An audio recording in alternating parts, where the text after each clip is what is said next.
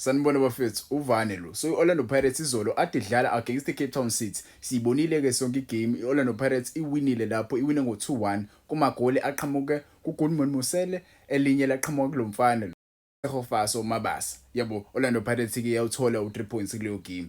But kuleyo game kwenzekale something kwalimala uTeto Maswanganyi.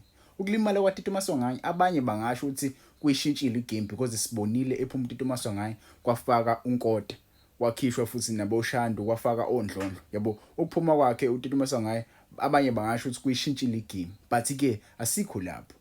La esikhona, ingabe le injury kaTeto Maswanganyi ngabe ibed ngaleyo ndlela yini?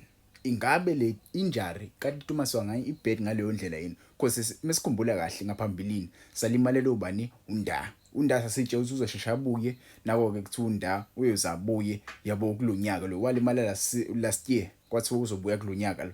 Nawa manje uNda akabuye. Salimalelo ubani? Salimalelo uSesane. Kwathiwa uSesane ulimele but alimele into serious. Naku ke uSesane namanje akakabuye. Ingabe nayo uTeto Maswanganyi uzolimala isikhathi eside yini?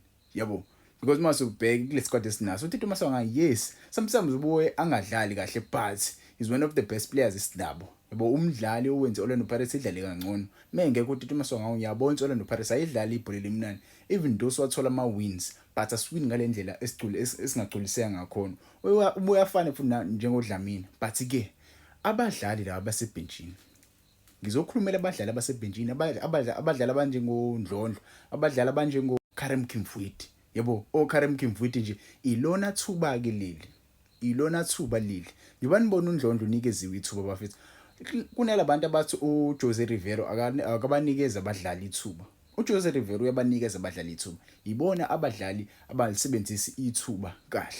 Yabo, mina ngikhumbula kahle uKarem Kimfuidi wanikezwe ithuba ngosikhathi Dlane Baroka Kimfuidi walithola ithuba, but ke ngokwami mhlawumbe ungangitshela wena ama comments ngokwakho ukuthi wadlala kanjani kuleya game ngimbonako uKimfuidi esinikeza something, yabo, engangenza mhlawumbe ngimvouch for igame elandelayo ukuthi cha uKimfuidi kumele ayithole igame time.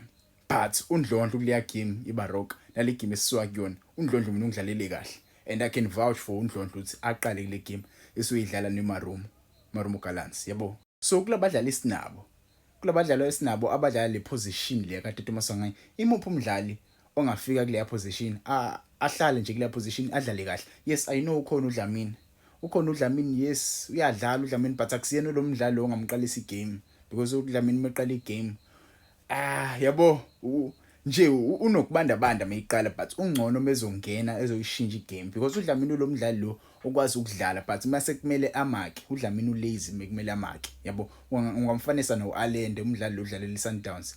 Yes uyadlala uAlende benoDlamini, but when it comes to marking, yabo, ngiyashoda lapho because mesodlalisa uDlamini mase sithi phambili idlalisa uMabasa.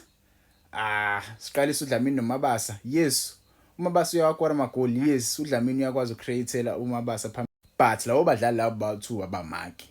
Yabo, labo badlali labo bawu2 abamaki. So kumele uhlalise oyedwa between the two uma uzobaqalisa. Yabo, uma uzoqalisa uDlamini kumele uqalise uMagopa phambili. Uma uzoqalisa uMabasa kumele uqalise omunye umdlali. Yabo, but ke ngingazi ngangitshela nini ukuthi umuphi umdlali ongafika ahlale ezicathulweni zikaTeto Maswanganyi, but I hope le injury yakhe ayikho that bad. Yabo, ngiyamdinga mina uTeto Maswanganyi ukumbona edlala.